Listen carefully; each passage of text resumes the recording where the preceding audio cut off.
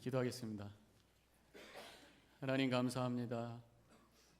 이제 말씀 앞에 섭니다.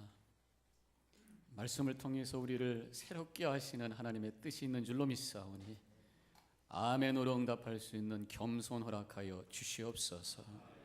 예수님의 이름으로 기도하옵나이다. 아멘.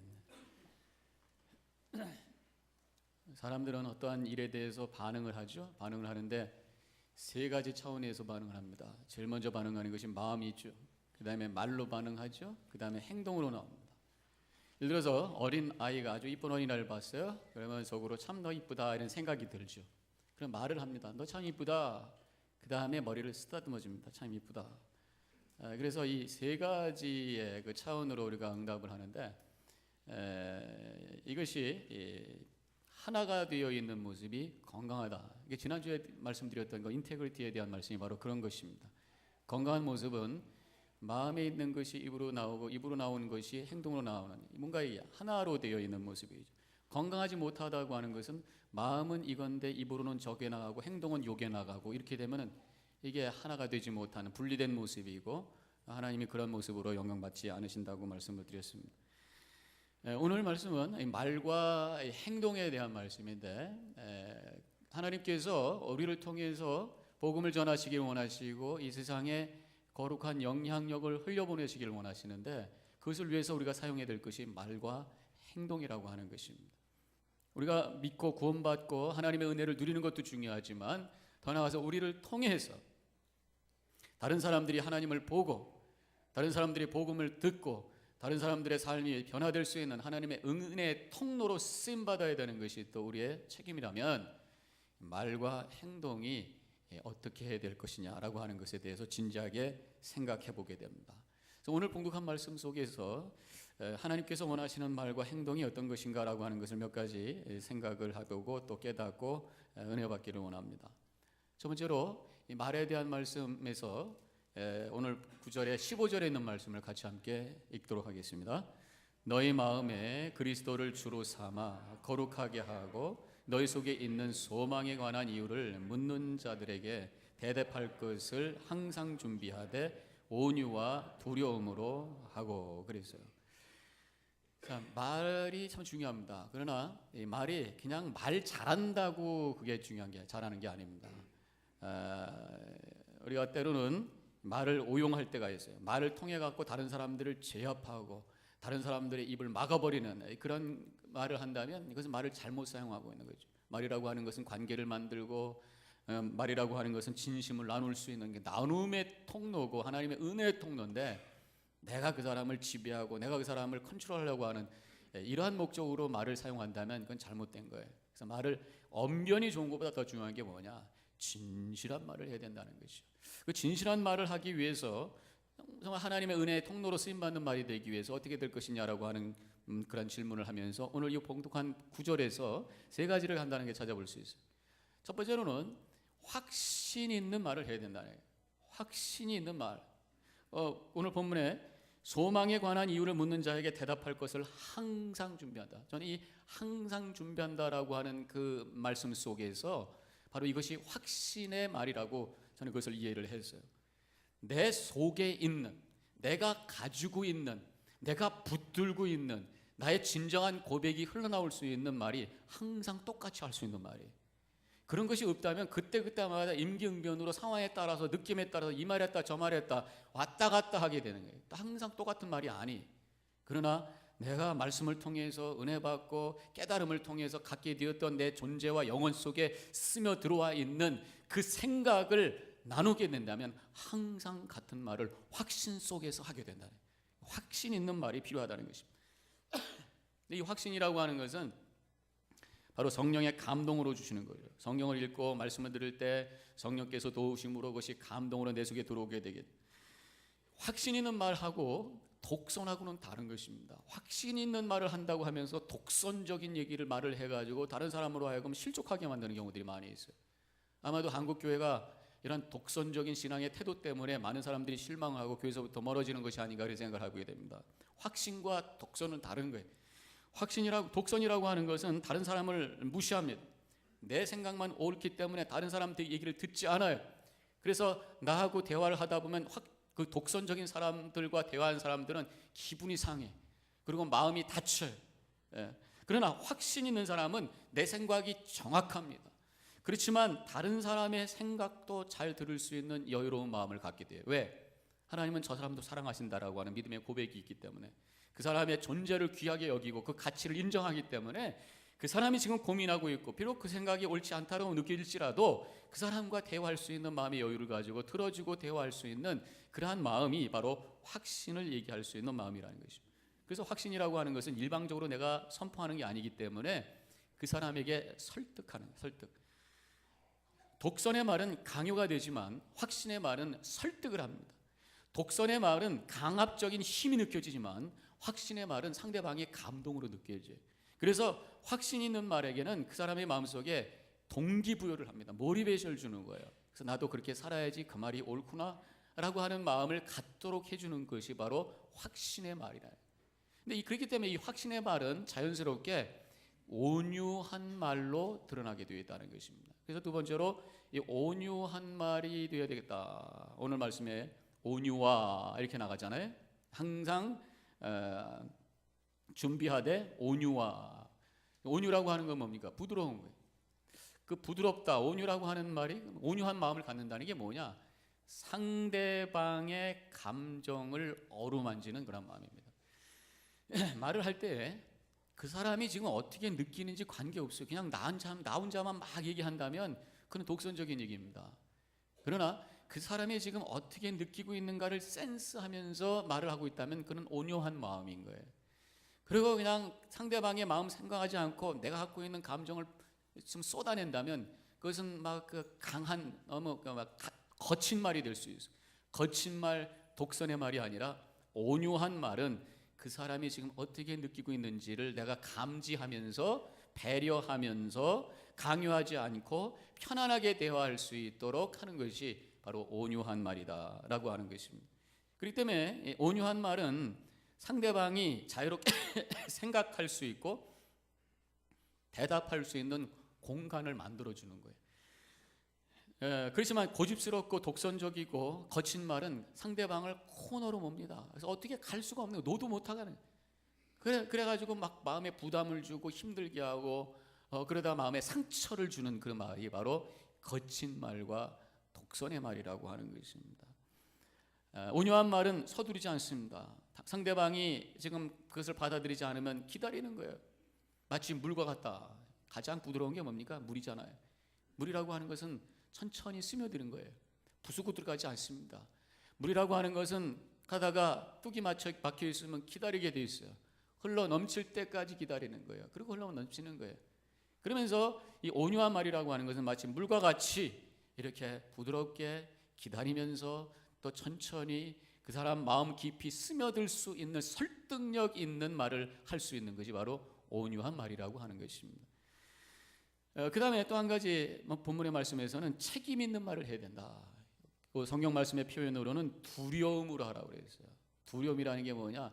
내 말에 대한 책임감을 느끼면서 말을 함부로 하지 않는 것이, 이 말에 대해서 그 결과를 생각하면서 내가 말하는 것입니다. 책임이라는 게 뭡니까? 내가 한 말과 행동에 대한 결과까지 염두에 두는 것이 바로 책임인 거예요. 특별히 우리가 영적인 대화를 할 때에 내가 예수님에 대해서, 복음에 대해서, 신앙에 대해서 얘기할 때에 책임 있는 말을 해야 돼요. 잘못된 말을 하면은 상대방의 믿음을 잘못 갖게 할 수 있고 그 영혼을 잘못 만들 수 있고 그 영혼에 병을 줄 수 있어요. 그래서 책임 있는 말, 확신의 말을 하기 위해서 우리가 해야 될 게 뭐냐? 말씀을 바로 알아야 되는 거잖아요. 특별히 우리 교회의 리더, 신령직을 가지신 분들, 집사님, 권사님, 장로님 다 리더 아닙니까? 또 속장님들, 교구장님들 가르치는 분들 책임 있는 말을 하셔야 돼요. 말씀을 바로 알아야 되고 말씀에 대해서 확신이 있어야 되고 깨달음이 있어야 되고 내 속에 성령께서 가르쳐 주시는 그 어떤 감동 속에서 말씀을 나눠야 되는 거예요. 제가 언젠가 말씀드렸죠. 우리 아버님이 사역하실 때에 그 교회 한번 지나가다 보니까 교회 학교에서 선생님이 가르치는데 애들한테 그렇게 얘기했다는 거예요. 얘들아, 예수님이 부활하셨다고 그러는데 나는 못 믿어. 니들 믿어라. 이거 무책임한 거 아닙니까? 부모가 애들이 막 싸워요. 앉혀놓고 얘들아, 엄마가 너 형하고 싸우면 안 돼. 나쁜 거야. 아침에 이렇게 해놓고 저녁 때 부부 싸움 하는 거야. 그거 무책임한 거 아닙니까? 예? 책임이라고 하는 것은 내가 확신하는 거, 내가 분명히 깨달은 거. 책임이라고 하는 것은 내가 그렇게 살 수 있는 것을 얘기를 해야 된다는 거죠. 그러면서 우리가 진지하게 우리의 신앙생활을 해야 된다고 하는 것이. 그렇기 때문에 거룩한 영향력, 다른 사람들에게 뭔가 변화를 주고 은혜를 주고 그리스도를 깨닫게 할 수 있는 거룩한 영향력을 끼치는 말은 이런 세 가지가 있고, 더 나아가서 말만 가지고 되는 게 아니라는 거예요. 또 한 가지가 따라와야 돼요. 바로 행동이 따라와야 된다고 하는 것이죠. 그래서 두 번째, 행동에 대한 말씀을 우리가 생각을 해보면요, 말이 중요하지만 말만 가지고 되는 것이 아니라고 하는 것입니다. 그래서 오늘 말씀에 1절에 이런 말씀이 나와요. 같이 함께 읽겠습니다. 시작. 아내들아 이와 같이 자기 남편에게 순종하라. 이는 혹 말씀을 순종하지 않는 자라도 말로 말미암지 않고 그 아내의 행실로 말미암아 구원을 받게 하려 함이니. 그랬어요. 이 말씀이 그냥 부인들아 순종하라 이런 차원으로 우리가 이해하는 것을 뛰어넘어서 말로만 남편을 구원하려고 하지 말라는 거예요. 지금 이 남편은 구원받지 않은 예수님을 모르는 사람이라는 거죠. 말로만 안 될 때가 있다는 것입니다. 그때 남편에게 순종하고 그때 착한 행실을 통해서 오히려 더 강력한 메시지를 남편에게 선포함으로 말미암아 구원받도록 할 수 있다, 그런 말이죠. 말만 갖고 되는 것이 아니라 행동으로 보여줘야 된다는 것입니다. 그렇기 때문에 때로는요, 우리가 말만 하는 것이 아니라 들을 줄도 알아야 돼요. 다른 사람들이 뭐라고 얘기하는지, 정말 바른 말을 하는 사람은요, 들을 줄 아는 것에서 바른 말이 나옵니다. 상대방이 무슨 말하고 상관없이 내 말만 들어라 다다다다다다 얘기하는 것은요, 독선의 말이 되고 거친 말이 되고 내중심적인 말이 되고 그 사람을 컨트롤하는 말이 될 수가 있어요. 그러나 지금 그 사람이 가지고 있는 생각과 마음을 나에게 알려줄 수 있는 기회를 줄 수 있을 때 내가 그 사람에게 필요한 말을 할 수 있고 덕스러운 말을 할 수 있고 진실한 말씀을 나눌 수 있다는, 들을 줄 알아야 되고요. 때로는 말이 필요 없을 때도 있어요. 어떤 때는 말보다 침묵이 더 날 때도 있습니다. 특별히 요즘에 아프신 분들 많이 있는데 정말 시리어스한 그런 질병 가운데 있는 분들에 가서 말씀 잘 못하면 상처도 될 수 있어요. 그게 물론 나의 신앙적인 고백이라고 할지라도 그분의 상태를 우리가 더 깊게 이해하고 말하지 않으면 그 마음에 더 힘들게 만들 수가 있습니다. 차라리 그럴 바에야, 실수할 바에야 가만히 옆에서 기도하고 앉아있는 것이 더 나을 수도 있다는, 침묵이 말보다 더 강한 메시지가 될 때가 있다고 하는 것입니다. 제가 아는 어떤 목사님께서 제일 힘든 장례식을 한번 했던 적이 있어요. 그것은 바로 어린아이를 위한 장례식이었는데, 그 어린아이가 물에서 익사한 경우입니다. 근데 이제 친구네 집에 놀러 갔다가 그 집에서 물에 빠지게 된 거죠. 너무 참 애가 일찍 세상 떠난 것도 힘든데 또 교인네 집에 갔다가 뭐 이런 일이 났어요. 교회적으로도 힘들고 여러 가지로 힘든 상황에서 목사님이 설교를 해야 되는데 도대체 무슨 말을 어떻게 설교를 해야 될지 모르겠다. 그래서 목사님이 가셔서 설교 시간에 성경 구절을 쭉 읽은 다음에 아무 말도 않고 그냥 조용히 계셨어요. 침묵을 하신 거예요. 그러니까 그때 오히려 가족들이 흐느끼기 시작합니다. 그때 목사님께서 설교하지 아니하시고 찬송을 하나 부르셨대. 예수께로 가면 나는 기뻐요. 걱정 근심 없고 정말 즐거워. 예수께로 가면 나는 기뻐요. 나와 같은 아이 부르셨어요. 그리고 설교를 끝냈다는 거예요. 말이 필요 없을 때가 있다는 거예요. 그래서 오히려 그 예배와 그 메시지가, 그 찬송이, 그 침묵이 그 가족들에게는 큰 위로가 되었다는 그런 말씀을 제가 들었어요. 어떤 때는 말이 방해가 될 때도 있습니다. 침묵과 찬양과 그래서 성경 구절 그 자체가 우리가 힘이 될 때가 있어요. 결국 말만 갖고 되는 것이 아니라 그 이상의 것이 필요하다는 것입니다. 그래서 오늘 말씀에는 행실이 다른 사람에게 감명을 준다. 잘못하다 보면 믿는 사람들은 말 잘하는 사람으로만 남게 돼요. 예수쟁이는 말 잘하는 사람 옛날에 막 그랬어요. 왜냐하면 말만 하니까. 그래서 말 이상의 것이 필요한데 듣는 것, 침묵, 더 나가서 행동이죠. 행동. 바른 행동이 필요하단 말이에요. 그래서 오늘 말씀에 그 아내의 행실로 말미암아 구원을 받게 하려 함이니, 우리의 행실과 우리의 삶의 모습이 강렬한 구원의 메시지, 복음의 메시지가 될 수 있다, 그런 말씀을 하고 있는 거죠. 말로만 전도가 되는 것이 아니라 우리의 삶을 통해서 그 사람의 상대방의 마음을 열게 할 수 있다는 거예요. 연세대학교 철학과 교수셨던 지금은 은퇴하신 90이 넘으신 김형석 교수님이라고 하는 분이 계시는데, 옛날에 유명했던 분이죠. 그분이 쓴 책 중에 희망의 약속이라고 하는 책에 이런 내용이 있다고 합니다. 제가 읽은 건 아니지만 코트에 있는 걸 제가 읽은 거지만 제가 읽을게요. 대학에 다니고 있을 때였다. 굉장히 옛날 얘기입니다. 그분이 대학에 다녔다면. 아무튼 크리스마스 날이었다. 아침에 일어나 기도를 드리고 요한복음을 읽고 있었다. 8장을 읽다가 너희가 내 말에 거하면 참으로 내 제자가 되고 진리를 알지니 진리가 너희를 자유케 하리라는 32절을 접하게 되었다. 그 말씀이 너무 감격스러워서 읽던 곳에 책갈피를 꽂아놓고 성경책을 덮어놓고 그 내용을 눈을 감고 음미하고 있었다. 한참 뒤 2층에 머물고 있던 서군이 노크를 하면서 내 방에 들어왔다. 침상에 누운 채 명상에 잠겨있는 나를 보고 의자에 걸터 앉으면서 내가 읽던 성경을 펼치면서 조금 전 읽었던 부분을 자기도 읽었다. 그리고 조용히 입을 열었다. 진리가 너희를 자유케 하리라. 이것이 그리스도의 말입니까?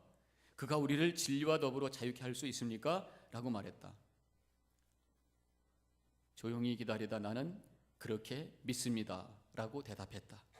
서구는 그것이 가능한 사실이라면 믿어야지요 라면서 자기 방으로 올라갔다. 그날 아침 우리는 식당에서 조반을 함께하고 둘이서 산책 시간도 가졌다. 서구는 말이 없었다. 나도 성탄 아침이어서 혼자 사색하는 시간을 갖기 위해 말하지 않았다. 산책이 끝나고 집 현관까지 왔을 때 서구는 김형은 교회 다니고 예수를 믿으면서도 왜 한 번도 나보고 같이 가자는 말을 하지 않았습니까? 다들 열심히 전도하던데 라고 물었다. 나도 서형이 크리스찬이 되게 해주기를 기도했습니다. 그렇지만 내가 부족해서 같이 믿자고는 말을 못했지만 하면서 서군의 얼굴을 쳐다보았다. 언제 교회에 가십니까? 좀 이따 성탄 예배에 참석할 것입니다. 같이 가겠어요? 같이 가겠어요? 라고 물었더니 서구는 가야지요. 나도 믿고 싶습니다. 진리와 자유를 약속해 주시는 예수를 이라고 대답했다. 우리는 함께 교회로 갔다. 예배가 끝난 뒤 서구는 먼저 돌아가세요. 나는 혼자 남아 마음을 정리하고 돌아가겠습니다 라면서 예배실에 남아 있었다. 그렇게 해서 서구는 그 크리스마스 날부터 크리스찬이 되었다. 이 대화 속에서 복음 전도하려고 많은 얘기하지 않았던 것을 보게 됩니다. 그냥 먼저 찾아와서 읽고 있던 성경 쳐다보면서 먼저 질문하게 되죠. 그때 나는 믿습니다 라는 고백 한마디 했고, 같이 가십시다 라는 초대의 말 한마디 했을 때 가겠습니다 하고 따라와서 믿습니다 하고 고백하고 크리스천이 되었다는 그런 얘기예요. 말만 가지고 된 게 아니라는 얘기입니다. 이 서군이 크리스천이 된 것이 이 김 교수의 말만 가지고 된 것이 아니라는 것입니다. 오히려 김 교수는 그렇게 얘기합니다. 자기가 부족해서 감히 교회에 가자고 예수 믿자고 얘기를 못했다는 거예요. 그럼에도 불구하고 이 김 교수의 삶 속에 겸손함을 볼 수 있었고, 그럼에도 불구하고 이 김 교수가 진리를 찾고 말씀대로 살려고 하고 몸부림치는 그런 순수하고 진실된 삶의 모습을 봤기 때문에 이 서군은 오히려 김 교수에게 가서 질문한 거예요. 오히려 그가 더 가까이 나와 그 신앙을 향해 다가왔던 것을 보게 됩니다. 말만 가지고 되는 게 아니라 영향력을 끼치는 것이 말만 가지고 되는 게 아니라고 하는 것을 여기서 보게 됩니다. 그러면 오늘 본문으로 들어가서 성경 구절에서 어떻게 하는 것이 감명을 주고 거룩한 영향력을 줄 수 있는 삶이 되겠느냐? 먼저 두려워하며 정결한 행실을 살라고 말씀하고 있어요. 2절에 그렇게 나와 있습니다. 너희의 두려워하며 정결한 행실을 봄이라. 남편 믿지 않는 남편이 아내의 두려워하며 정결한 행실을 보면서 구원받을 수 있다. 그러니까 우리의 삶이 두려워하며 정결한 행실의 삶을 살아야 된다. 그럼 두려워한다는 게 뭐냐? 아내가 남편이 두려워서 막 어쩔 줄 모르는 그런 모습인가요? 그런 말씀이 아닙니다. 이 말씀은 하나님을 두려워하는, 하나님을 경외하는, 하나님 앞에 내가 살고 있다는 진실한 삶의 고백이 필요하다는 거죠. 그래서 우리 행동의 어떤 자세는 기본적으로 지난주에 말씀드렸잖아요. 코람데오, 하나님 앞에서 내가 살고 있다고 하는 고백 속에서 진실하게 사는 거죠. 하나님 앞에 살고 있다라고 하는 고백 속에 살 때 드러나는 모습이 뭐냐? 진실함과 솔직함이에요. 겸손의 모습은 바로 진실함과 솔직함이라고 믿습니다. 시편 139편 7절 8절에 이런 말씀이 나옵니다. 다 같이 함께 읽겠습니다. 내가 주의 영을 떠나 어디로 가며 주의 앞에서 어디로 피하리이까? 하늘에 올라가도 거기 계시며 스월에 내 자리를 펼치라도 거기 계시니이다. 이것이 바로 코람데오의 신앙의 고백이라는 거예요. 어디를 가도 거기 하나님이 계시다라는 거예요. 물론 그것이 우리가 두려움으로 느껴질 수 있고 또 더 나아가서 나중에 보면 거기서도 주님의 의로운 오른손으로 나를 붙드시나이다 하면서 주님께서 나를 붙들고 인도하신다라고 하는 그 감사와 확신 속에 고백하는 것을 보게 되죠. 이러한 하나님 앞에 내가 살고 있다라고 하는 것은 진실된 삶을 살게 되는 것입니다. 우리가 정결한 삶을 산다는 게 뭐예요? 깨끗하라고 하는 것이 죄 없는 완벽한 의의 모습을 우리가 생각할 수 있지만 사실 우리는 죄성을 가졌기 때문에 완벽한 의로운 모습을 가질 수는 없어요. 그래서 오히려 나를 완벽한 의의 모습을 드러내려고 할 때에 우리 거기서 거짓된 모습과 가식의 모습이 나올 수 있습니다. 오히려 나의 부족함을 인정하고 사람들 앞에서 나의 부족함을 인정하고 하나님 앞에서 나의 부족함을 인정하고 주님의 은혜를 구하며 살려고 하는 신실하고 주님의 뜻 가운데 살려고 하는 그 몸부림의 모습 그 자체가 정결한 삶이라고 하는 것이죠. 그 삶을 통해서 많은 사람들이 은혜를 받고 영향력을 받는다는, 아까 그 김 교수의 모습이 바로 그러한 모습. 내가 부족해서 예수님을 예수 믿자고 할 수 없지만 이런 표현에서 그는 부족한 그런 모습을 가지고 진리 가운데 살려고 몸부림치는 그러한 모습을 그 서군에게 보여줬다고 하는 것이죠. 이러한 그 행동의 자세는 바로 이렇게 주님을 향해 두려워하는 마음과 정결한 마음의 자세를 가지고 방향은 어디냐? 두 번째로 선과 의를 향해서 가는 거예요. 눌러주세요. 선과 의를 위해서 움직여 나가는 것입니다. 13절과 14절에 있는 말씀 같이 함께 읽겠습니다. 너희가 열심으로 선을 행하면 누가 너희를 헤아리요 그러나 의를 위하여 고난을 받으면 복 있는 자니. 하나님 앞에 내가 있다고 하는 그러한 두려움 속에서 나의 모습을 진실되게 솔직하게 고백하는 정결함 속에서 그러나 방향이 있단 말이에요. 내가 행동하는데 그 방향이 있다는 것, 그것이 바로 선과 의를 향해서 간단 말이죠. 그러면 선과 의가 뭐냐? 저는 그렇게 믿습니다. 하나님의 뜻이 선이라고 고백하는 것이 우리 믿는 사람의 고백인 줄로 믿습니다. 세상에는요 선이 여러 가지가 요새 많아요. 포스트 모더니즘 속에 사는 이 세상 속에서 이것이 옳다 그러면 그것이 옳다 그래, 저것이 옳다 그러면 저것이 옳다 그래. 이런 세상 속에서 우리는 하나님의 말씀이 삶의 기준이고 선이고 의다라고 고백하는 거예요. 어저께 새벽기도 때도 제가 말씀드렸습니다만 요즘에 가정의 개념이요 옳다는 얘기가 많아요. 이것저것 다양합니다. 제가 언젠가 텔레비전에 보니까 어떤 분이 우리 가족은 너무 행복하고 좋다, 이런 가정이 됐으면 좋겠대. 보니까 한 남자가 3부인을 하고 사는 거예요. 유타에 있는 누군데 거기는 이제 그런 그 컬처가 지금 있잖아요. 법적으로는 허용이 안 됩니다만 아무튼 살고 있어요. 그래서 우리는 so happy. 거기는 한 남자와 3 여자가 사는 게 선이라고 얘기하는 거예요. 요즘에 또 제가 어저께 새벽기도 때도 말씀드렸습니다만은 그 모던 패밀리라고 하는 데서 3 가정이 나오는데 한 가정은 어떤 가정이에요?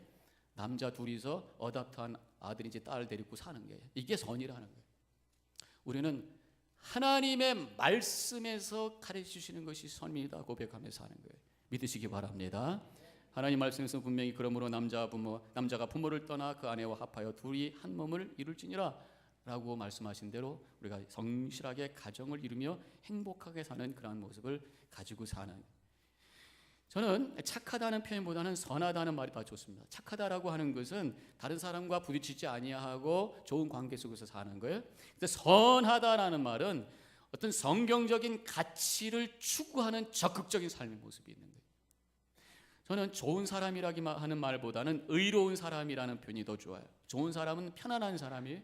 그러나 의로운 사람은 성경에서 말씀하는 옳은 것이 무엇인지 알고 그것을 선택하면서 적극적으로 사는 그런 모습, 선과 의를 위해서 적극적으로 살아가는 그 삶이 다른 사람들에게 강렬한 복음의 메시지가 될 수 있다고 하는 것입니다. 두 가지 기억하세요. 말과 행동. 이제 앞으로 일주일 동안 살아나갈 때 우리가 어떤 말을 해야 될 것이냐? 확신과 온유함과 책임 있는 말 하세요. 되는 대로 말씀하지 마세요. 그때 그냥 느끼는 대로 말씀하지 마세요. 내 속에 있는 것 가지고 확신과 온유함과 책임 있는 말 하세요. 더 나아가서 말로만 되는 것이 아니라고 하는 것을 여러분들 깨달으시고 나의 삶을 통해서 그리스도를 증거할 수 있어야 돼요. 하나님을 두려워하고 진실된 정결한 마음을 가지고 선과 의를 추구하는 삶을 통해서 하나님께 영광 돌리고 많은 사람들에게는 주님의 은혜를 나누고 우리에게는 축복이 되는 복된 삶을 살아나가는 여러분과 제가 되기를 주님의 이름으로 간절히 축원합니다. 기도하십시다.